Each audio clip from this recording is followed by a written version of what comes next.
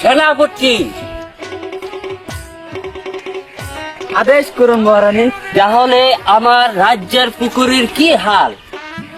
আমাদের পুষ্কুনি শুকিয়ে গেছে, এখন কি করতে পারি? সেনাপতি, আপনাকে আমি কিসের জন্য রাখছিলাম আমার পুষ্কুনিতে?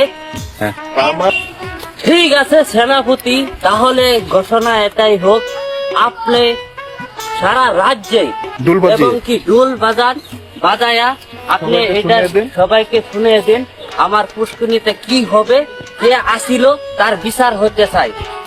ঠিক আছে মহারানী, আপনি রাজ্য।